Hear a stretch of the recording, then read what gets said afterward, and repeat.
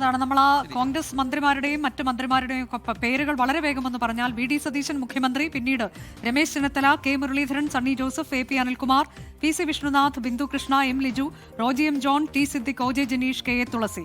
ഒപ്പം ലീഗിൽ നിന്ന് P K Kunhalikutty, P K Basheer, N Shamsudheen, K M Shaji, Abdul Gafoor, C M പിയിൽ നിന്ന് C P John, R S പിയിൽ നിന്ന് ഷിബു ബേബി ജോൺ, ഒപ്പം അനൂപ് ജേക്കബ്, മോൻസ് ജോസഫ്, സ്പീക്കറായി തിരുവഞ്ചൂർ രാധാകൃഷ്ണൻ, ഡെപ്യൂട്ടി സ്പീക്കറും ചീഫ് വിപ്പും ആര് എന്നുള്ളതിൽ ഈ സമയത്ത് വ്യക്തതയില്ല.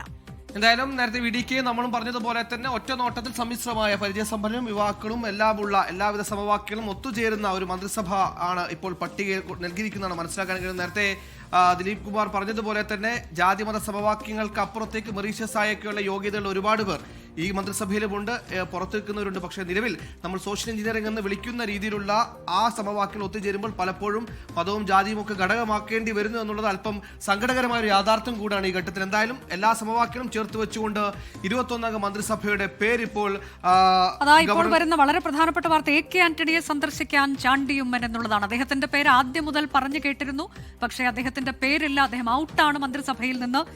അങ്ങനെ വരുമ്പോൾ എ കെ ആന്റണിയെ സന്ദർശിക്കാൻ ചാണ്ടി ഉമ്മൻ ഉടൻ തന്നെ വഴുതക്കാട്ട് വസതിയിലേക്ക് അമർഷം രേഖപ്പെടുത്താൻ, പ്രതിഷേധം രേഖപ്പെടുത്താൻ സാധ്യതയുണ്ട്. ഈ മന്ത്രിസഭാ രൂപീകരണവുമായി ബന്ധപ്പെട്ട ചർച്ച തുടങ്ങിയത് മുതൽ വളരെ വലിയ രീതിയിൽ കേട്ട പേരാണ്. വളരെ ഉറപ്പിച്ച സാധ്യതാ സീറ്റാണെങ്കിലും വളരെ മന്ത്രിസ്ഥാനം ഉണ്ടാകുമെന്ന് പലരും ഉറപ്പിച്ചൊരു പേര് കൂടിയാണ് ചാണ്ടി ഉമ്മൻ. ആ പേരില്ലാതെ ഒരു മന്ത്രിസഭ പട്ടികയാണ് പുറത്തു വരുന്നത്. പകരം റോജി എം ജോണും ഒ ജെ ജനീഷ് കുമാറും അടക്കം യൂത്തിന്റെ പ്രാതിനിധ്യമായി അവിടെ എത്തുന്നു. അതിനോടൊപ്പം തന്നെ ഓർത്തഡോക്സ് സഭ ചാണ്ടി ഉമ്മന് വേണ്ടി സമ്മർദ്ദം ചെലുത്തിയിരുന്നു.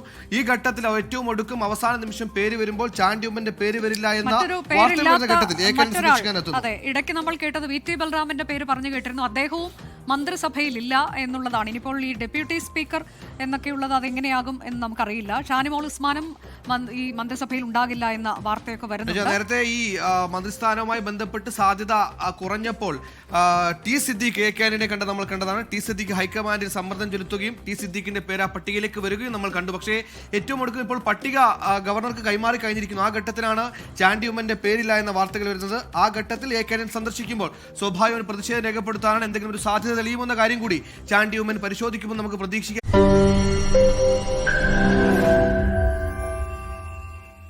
ലോകത്തെവിടെയായാലും ഏത് സമയത്തും 24 വാർത്തകളും ഓഗ്മെന്റഡ് റിയാലിറ്റി പാക്കേജുകളും എക്സ്പ്ലെയിനറുകളും വിശദമായി കാണാൻ ഞങ്ങളുടെ യൂട്യൂബ് ചാനൽ നിങ്ങൾക്ക് സബ്സ്ക്രൈബ് ചെയ്യാം.